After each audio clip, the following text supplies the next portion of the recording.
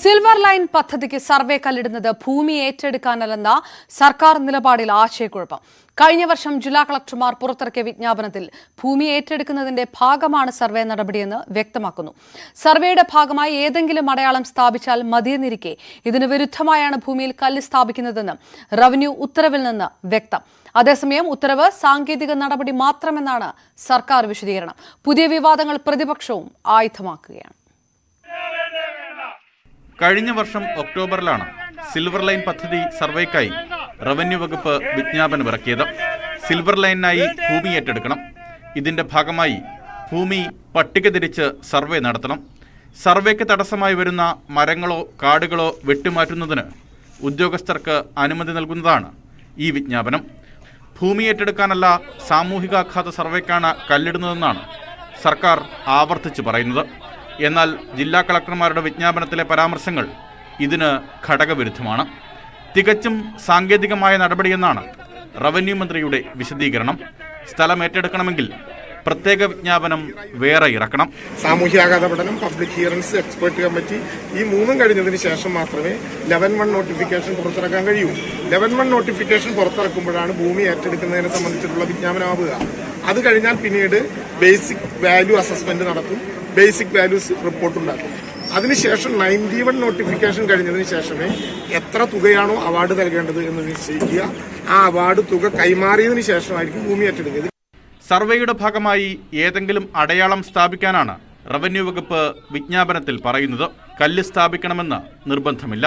Revenue വിജ്ഞാപനത്തിന് വിരുദ്ധമാണ് കേരളയിലെന്ന് രേഖപ്പെടുത്തിയ കല്ലുകൾ സ്വകാര്യ ഭൂമിയിൽ സ്ഥാപിക്കുന്നതെന്ന് വ്യക്തം. അത് ആ നോട്ടിഫിക്കേഷൻ തന്നെ വ്യക്തമായിട്ട് പറയുന്നുണ്ട്. സ്ഥലം ഏറ്റെടുക്കുന്നതിന് വേണ്ടിയിട്ടാണ് സാമൂഹ്യാഘാത പഠനം നടത്തുന്നതെന്ന്. ആദ്യത്തെ വിജ്ഞാപനത്തിന്റെ ആദ്യത്തെ വാചകം തന്നെ സ്ഥലം ഏറ്റെടുക്കുന്നതിന് വേണ്ടിയിട്ടാണ് എന്ന് പറയുന്നുണ്ട്. പിന്നെ സർക്കാർ എന്തിനാണ് ഇത് ജനങ്ങളിൽ നിന്ന് മറച്ചുവെക്കുന്നത്? പദ്ധതിയുമായി ബന്ധപ്പെട്ട് തുടക്കം മുതലുണ്ടാകുന്ന ആശയക്കുഴപ്പം ഒന്നുകൂടി ശക്തിപ്പെടുത്തുന്നതാണ് പുതിയ വിവാദം. റവന്യൂ വിജ്ഞാപനത്തിലെ പൊരുത്തക്കേടുകൾ കൂടി സമരത്തെ നേരിടുന്നതിനായി സർക്കാരിന് വിശദീകരിക്കേണ്ടി വരും. ന്യൂസ് 18 തിരുവനന്തപുരം. സിൽവർ ലൈനിൽ സർക്കാരിന് ആശയക്കുഴപ്പമെന്ന് കേന്ദ്രമന്ത്രി വി മുരളീധരൻ. സർക്കാരിന്റെ ഭാഗത്തുനിന്ന് പലതരത്തിലുള്ള പ്രസ്താവനകൾ വന്നു. പദ്ധതിയെക്കുറിച്ച് സർക്കാർ ഗൗരവമായ ഒരാലോചനയും നടത്താതെയാണ് മുന്നോട്ട് പോകുന്നതെന്നും ലാഘവ ബുദ്ധി വെടിയണമെന്നും വി മുരളീധരൻ ആവശ്യപ്പെട്ടു. സിൽവർ ലൈൻ വിഷയത്തിൽ ഇടപെടുന്നില്ല എന്ന് CPM കേന്ദ്ര നേതൃത്വം. സംസ്ഥാന സർക്കാർ കൈകാര്യം ചെയ്യേണ്ട വിഷയമാണ്. സംസ്ഥാന മാർഗനിർദ്ദേശം ആവശ്യപ്പെട്ടാൽ മാത്രം ഇടപെടുമെന്നും ജനറൽ സെക്രട്ടറി സീതാറാം യെച്ചൂരി പറഞ്ഞു. സിൽവർ ലൈൻ പദ്ധതിയുമായി ബന്ധപ്പെട്ട ക്രമസമാധാന പ്രശ്നങ്ങൾ നിരീക്ഷിച്ചു വരികയാണെന്ന് ഗവർണർ ആരിഫ് മുഹമ്മദ് ഖാൻ. ക്രമസമാധാനം ഉറപ്പാക്കാൻ ഇടപെടുമെന്നും ഗവർണർ ഡൽഹിയിൽ പറഞ്ഞു. സിൽവർ ലൈന് കേന്ദ്രം അനുമതി നൽകിയാലും പദ്ധതി നടപ്പാക്കാനാവില്ലെന്ന് BJP സംസ്ഥാന അധ്യക്ഷൻ കെ സുരേന്ദ്രൻ. സിൽവർ ലൈനിന്റെ പ്രസക്തി നഷ്ടപ്പെട്ടു. ദുരഭിമാനം വെടിഞ്ഞ് സർവേ നിർത്തിവെക്കണം. കോലീബി എന്ന കോടിയേരിയുടെ ആരോപണം പൊളിഞ്ഞതാണെന്നും നിരന്തരം ആവർത്തിക്കുകയാണെന്നും സുരേന്ദ്രൻ കൊച്ചിയിൽ പറഞ്ഞു. ഇതിനിടെ മുഖ്യമന്ത്രിയെ അധിക്ഷേപിച്ച് കെ മുരളീധരൻ. മുഖ്യമന്ത്രിക്ക് മാനസിക തകരാറുണ്ടോ എന്ന് സംശയിക്കുന്നു. മുഖ്യമന്ത്രിയുടെ വാർത്താ സമ്മേളനത്തിലെ പെരുമാറ്റം കാണുമ്പോൾ അങ്ങനെ തോന്നും. കേരളയിൽ ഒരു കാരണവശാലും നടപ്പാക്കാൻ അനുവദിക്കില്ലെന്നും കെ മുരളീധരൻ പറഞ്ഞു. ഒരു രൂപമായിട്ടാണ് ഞങ്ങൾക്ക് കാണാൻ കഴിയും. കേന്ദ്രം ശ്വാസം മുട്ടിക്കുന്നു, മൂക്കും വായൊക്കെ പൊത്തിപ്പിടിച്ചിട്ട്. അപ്പോഴാണ് തലയ്ക്ക് കല്ലോണ്ടടി കേരളത്തിൻ്റെ ഭാഗം. എൻ്റെ ഒന്നും കൂടി ഇരിക്കട്ടെ. അതുകൊണ്ട് ഈ പ്രോജക്റ്റിൽ നിന്ന് പിന്മാറിയില്ലെങ്കിൽ ഞങ്ങൾ ഈ സമരരംഗത്ത് ഉറച്ചു നിൽക്കും. ഞങ്ങൾ ഒറ്റക്കെട്ടായി മുന്നോട്ട് നീങ്ങും. സിൽവർ ലൈനിനെതിരെ കേരളം കടുത്ത സമരവഴിയിലാണ്.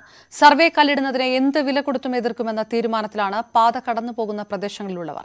ആ വഴികളിലൂടെ ന്യൂസ് 18 റിപ്പോർട്ടർമാർ സഞ്ചരിച്ചു. ജനങ്ങളുടെ പരാതികളും ആശങ്കകളും കേട്ടു. പലരും ജീവന്റെ വില നൽകുന്ന സ്വന്തം മണ്ണ് വിട്ടുകൊടുക്കാൻ തയ്യാറല്ലെന്ന് ഉറക്കെ പറയുന്നു.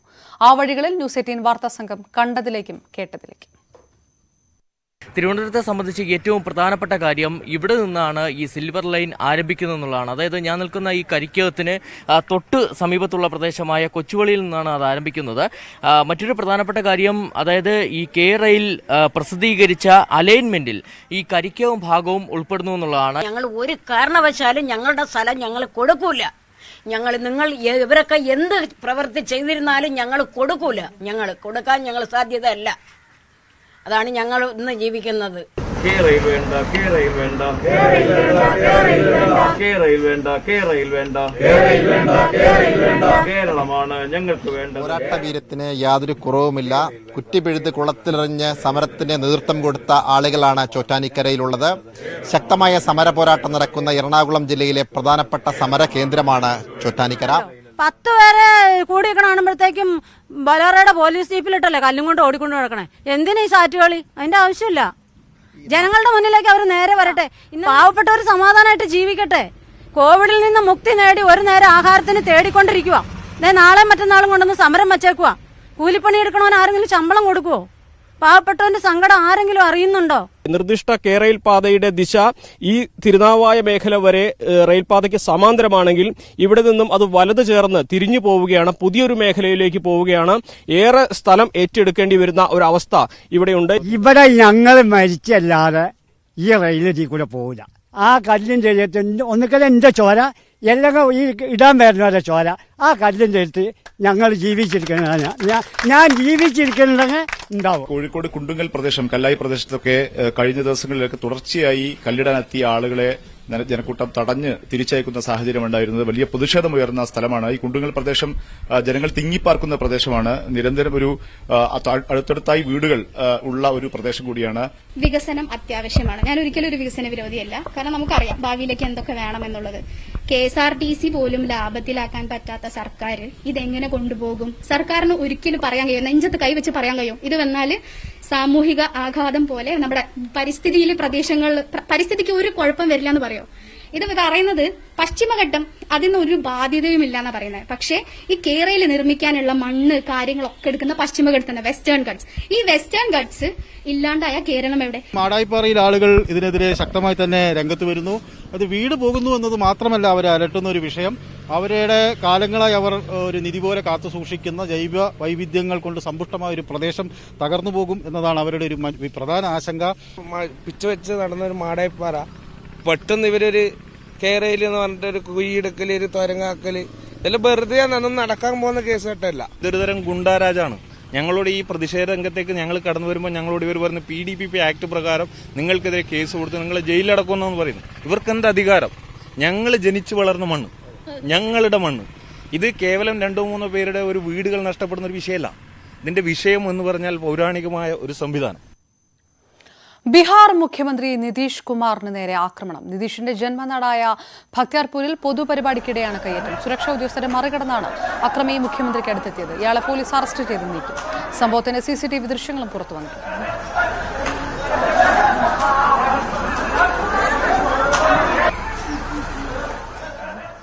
പ്രദേശത്തെ ആശുപത്രിയിൽ സ്വാതന്ത്ര്യ സമര സേനാനി ശിൽഭദ്രയാജിയുടെ പ്രതിമയിൽ ആദരം അർപ്പിക്കാനായി നിതീഷ് കുമാർ എത്തിയപ്പോഴായിരുന്നു സംഭവം. സുരക്ഷാ ഉദ്യോഗസ്ഥർക്കിടയിലൂടെ വേദിയിലേക്ക് ഓടിക്കേറിയ അക്രമി നിതീഷ് കുമാറിനെ പിന്നിൽ നിന്ന് അടിക്കുന്നതാണ് ദൃശ്യങ്ങളിലുള്ളത്. ഇയാൾക്കെതിരെ നടപടി സ്വീകരിക്കേണ്ടത് നിതീഷ് കുമാർ പോലീസിനോട് നിർദ്ദേശിച്ചതായാണ് റിപ്പോർട്ട്. ഇടവേളയാണ്. കൂടുതൽ വാർത്തകൾക്ക് കാണുക മലയാളം.news18.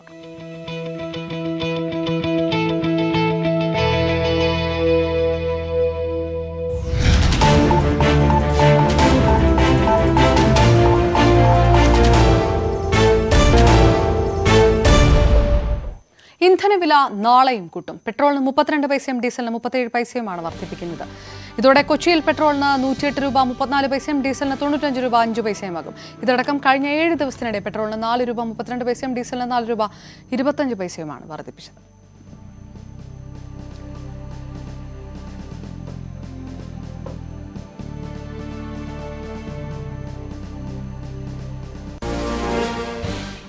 നാല് ദിവസമായി തുടർന്ന് സ്വകാര്യ ബസ് സമരം പിൻവലിച്ചു.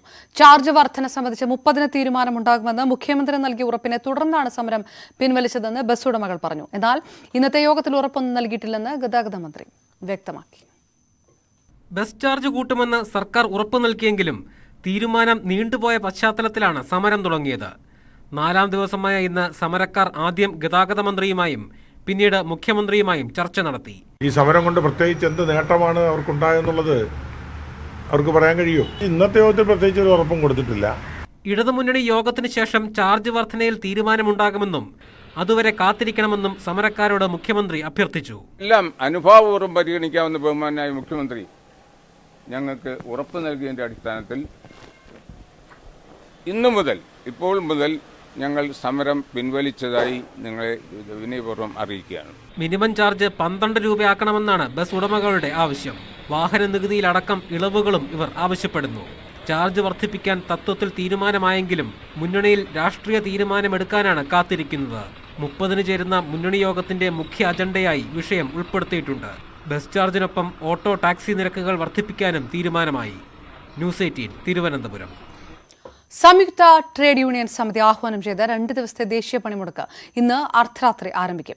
ചൊവ്വാഴ്ച അർദ്ധരാത്രി 12 മണിവരെയാണ് പണിമുടക്ക്. കേന്ദ്ര സർക്കാർ നടപ്പാക്കുന്ന തൊഴിൽ നയത്തിനെതിരെയാണ് ദേശീയതലത്തിൽ പണിമുടക്ക് ആഹ്വാനം ചെയ്തിരിക്കുന്നത്.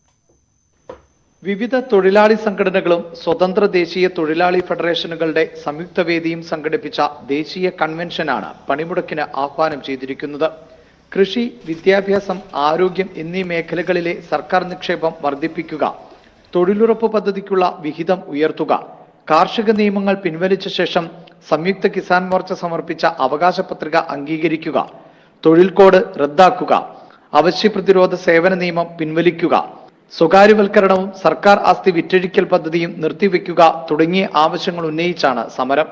വ്യവസായ മേഖല, വൈദ്യുതി, കൽക്കരി, ബാങ്ക്, ഇൻഷുറൻസ്, ട്രാൻസ്പോർട്ട്, തുറമുഖങ്ങൾ, നിർമ്മാണം, അസംഘടിത മേഖല തുടങ്ങിയ രംഗങ്ങളിലെയെല്ലാം തൊഴിലാളികൾ പണിമുടക്കിന്റെ ഭാഗമാകും. റെയിൽവേ ജീവനക്കാർ പണിമുടക്കുന്നുണ്ടെങ്കിലും ട്രെയിൻ ഗതാഗതം പൂർണ്ണമായും തടസ്സപ്പെട്ടേക്കില്ല. സ്വകാര്യ വാഹനങ്ങൾ നിരത്തിലിറക്കരുതെന്ന് സംഘടനകൾ അഭ്യർത്ഥിച്ചിട്ടുണ്ട്. ആശുപത്രി, ആംബുലൻസ് സർവീസ്, പത്രം, പാൽ, എയർപോർട്ട്, ഫയർ ആൻഡ് റെസ്ക്യൂ തുടങ്ങി അവശ്യ സർവീസുകളെ പണിമുടക്കിൽ നിന്നും ഒഴിവാക്കിയിട്ടുണ്ട്. ന്യൂസ് 18 ഡൽഹി. ഭരണ പ്രതിസന്ധിക്കിടെ ഇസ്ലാമാബാദിൽ കൂറ്റൻ റാലി അഭിസംബോധന ചെയ്ത് പാക് പ്രധാനമന്ത്രി ഇമ്രാൻഖാൻ. സർക്കാരിനെതിരായ അവിശ്വാസ പ്രമേയം നാളെ പാർലമെന്റിൽ അവതരിപ്പിക്കാനിരിക്കെയാണ് ശക്തി പ്രകടനം സംഘടിപ്പിച്ചത്. തന്നെ പുറത്താക്കാൻ പ്രതിപക്ഷ പാർട്ടികൾ വിദേശ പണം ഉപയോഗിക്കുന്നുവെന്ന് ഇമ്രാൻ ആരോപിച്ചു. ഇതിന് തന്റെ പക്കൽ രേഖാമൂലമുള്ള തെളിവുകളുണ്ട്. ജീവൻ നഷ്ടമായാലും പ്രതിപക്ഷത്തെ അഴിമതിക്കാരായ നേതാക്കളോട് ഒരിക്കലും ക്ഷമിക്കില്ല. കഴിഞ്ഞ 30 വർഷമായ അഴിമതിക്കാർ പരസ്പരം സംരക്ഷിക്കുന്നത് തുടരുന്നു. തന്റെ സർക്കാരിനെ അസ്ഥിരപ്പെടുത്താനുള്ള ശ്രമങ്ങൾ പ്രതിപക്ഷം ആദ്യം മുതൽ നടത്തുന്നുണ്ടെന്നും പാക് പ്രധാനമന്ത്രി പറഞ്ഞു. ഇമ്രാൻഖാന്റെ പാർട്ടിയായ പാകിസ്ഥാൻ തെഹ്രീകെ ഇൻസാഫ് സംഘടിപ്പിച്ച റാലിയിൽ ആയിരങ്ങളാണ് പങ്കെടുത്തത്. സഖ്യകക്ഷികളും ഇമ്രാന്റെ പാർട്ടിയിൽ ഏതാനും എംപിമാരും കൂറുമാറിയതോടെ അവിശ്വാസം പാസ്സാകുമെന്നാണ് സൂചന. ഇടുക്കിയിൽ മദ്യപൻ യുവാവിനെ വെടിവെച്ചു കൊന്നു. വെടിയേറ്റ മറ്റൊരാളുടെ നില ഗുരുതരമാണ്. ബസ് ജീവനക്കാരായ സനൽ ബാബുവാണ് മൂലമറ്റ സ്വദേശി ഫിലിപ്പ് മാർട്ടിന്റെ ആക്രമണത്തിൽ കൊല്ലപ്പെട്ടത്. തട്ടുകടയിലുണ്ടായ തർക്കത്തിന് പിന്നാലെ പ്രതി നാട്ടുകാർക്ക് നേരെ വെടിയുതിർക്കുകയായിരുന്നു. ഇന്നലെ രാത്രി 9:45 കൂടിയാണ് മൂലമറ്റം ഹൈസ്കൂളിന് മുന്നിൽ വെച്ച് പ്രതി ഫിലിപ്പ് മാർട്ടിൻ തുരുതുര വെടിയുതിർത്തത്. മദ്യലഹരിയിൽ കാർ ഓടിച്ചു വന്ന പ്രതി ചുറ്റുമുള്ളവർക്ക് നേരെ വെടിയുതിർക്കുകയായിരുന്നു. വെടിവെപ്പിനിടെ സ്കൂട്ടറിൽ ഇതുവഴി എത്തിയ സനലിനെ പ്രതി ഇടിച്ചിട്ടു. കഴുത്തിന് വെടിയേറ്റാണ് സനലിന്റെ മരണമെന്ന് പോലീസ് പറയുന്നു. സനലിന്റെ സുഹൃത്ത് പ്രദീപ് വെടിയേറ്റ് ഗുരുതര നിലയിലാണ്. മറ്റു 2 പേരും സാരമായ പരിക്കുകളോടെ ആശുപത്രിയിലാണ്. പലരും വെടിവെപ്പിനിടെ മരത്തിനു പിന്നിൽ ഒളിച്ചും ഒഴിഞ്ഞുമാറിയുമാണ് ജീവൻ രക്ഷപ്പെടുത്തിയത്.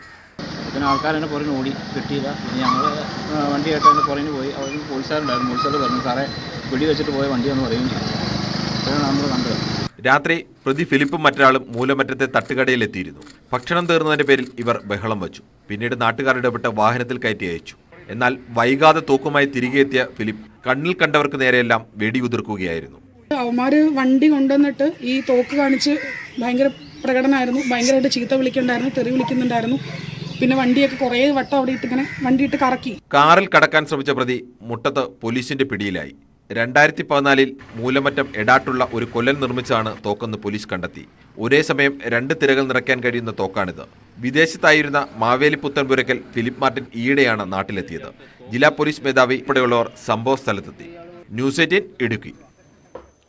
വാർത്താ സമ്മേളനത്തിനിടെ വിനായകൻ നടത്തിയ മീറ്റു പരാമർശം തെറ്റായിപ്പോയെന്ന് നടി നവ്യ നായർ. വേദിയിലൊപ്പമുണ്ടായിരുന്ന തനിക്ക് പ്രതികരിക്കാനായില്ലെന്നും ബുദ്ധിമുട്ട് തോന്നിയിരുന്നുവെന്നും നവ്യ പറഞ്ഞു. അന്നുണ്ടായ മുഴുവൻ സംഭവത്തിനും താൻ ക്ഷമ ചോദിക്കുന്നു. അവിടെ ഒരു പുരുഷൻ പറഞ്ഞതിന് സ്ത്രീയാണ് ക്രൂശിക്കുന്നതെന്ന് നവ്യ നായർ കൊച്ചിയിൽ പറഞ്ഞു.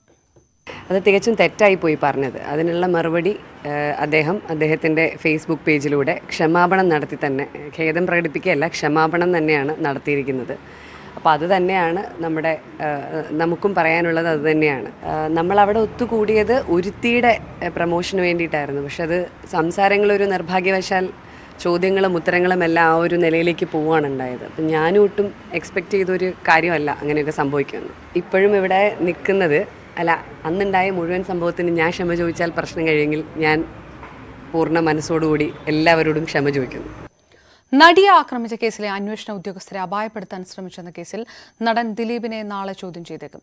ദിലീപിനോട് നാളെ ഹാജരാകാനാണ് ക്രൈംബ്രാഞ്ച് നിർദ്ദേശം. അതേസമയം ദിലീപിന്റെ ഫോണിൽ നിന്ന് സൈബർ വിദഗ്ധൻ സായ് ശങ്കർ നീക്കം ചെയ്ത രേഖകൾ ക്രൈംബ്രാഞ്ചിന് ലഭിച്ചെന്നാണ് സൂചന. മുതിർന്ന മാധ്യമപ്രവർത്തകൻ എ സഹദേവൻ അന്തരിച്ചു. ഹൃദയാഘാതത്തെ തുടർന്ന് കോട്ടയത്തെ SH ആശുപത്രിയിൽ ചികിത്സയിലായിരുന്നു. ഒറ്റപ്പാലം സ്വദേശിയാണ്. മാതൃഭൂമി ദിനപത്രത്തിലൂടെയാണ് മാധ്യമരംഗത്തെത്തിയത്. ദീർഘകാലം മാതൃഭൂമി വരാന്ത പതിപ്പ് എഡിറ്ററായിരുന്നു. ഇന്ത്യ വിഷൻ ചാനലിൽ അസോസിയേറ്റ് എഡിറ്ററായി പ്രവർത്തിച്ചു. ലോക സിനിമകളെക്കുറിച്ച് അവതരിപ്പിച്ചിരുന്ന 24 ഫ്രെയിംസ് എന്ന പരിപാടി ഏറെ ശ്രദ്ധ നേടിയിരുന്നു. വിവിധ ജേർണലിസം സ്കൂളുകളിൽ അധ്യാപകനായും പ്രവർത്തിച്ചിട്ടുണ്ട്. സംസ്കാരം നാളെ വൈകിട്ട് 3 മണിക്ക് തിരുവല്ലാമല പാമ്പാടി ഐവറമഠം ശ്മശാനത്തിൽ നടക്കും. വയനാട് അപ്പപ്പാറയിൽ കാട്ടാനയ്ക്ക് മുന്നിൽ അകപ്പെട്ട കാർ യാത്രികർ രക്ഷപ്പെട്ടത് തലനാരിഴയ്ക്ക്. കഴിഞ്ഞ ദിവസം രാത്രി 10:30യോടെയാണ് നാഗമന മമ്മാലിമുക്കിന് സമീപം ജനവാസ പ്രദേശത്ത് റോഡിൽ ഒറ്റയാനിറങ്ങിയത്. അപ്പപ്പാറ സുകന്യ നിവാസിൽ പ്രതീഷും അയൽവാസികളുമാണ് കാറിലുണ്ടായിരുന്നത്.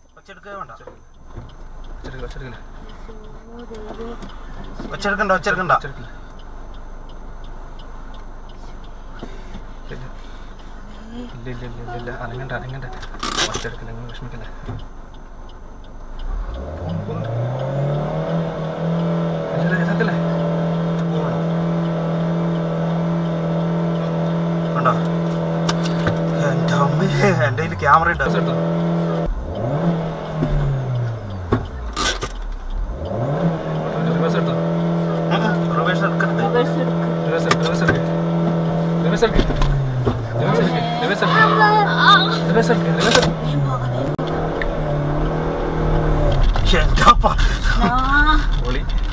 അത് നല്ല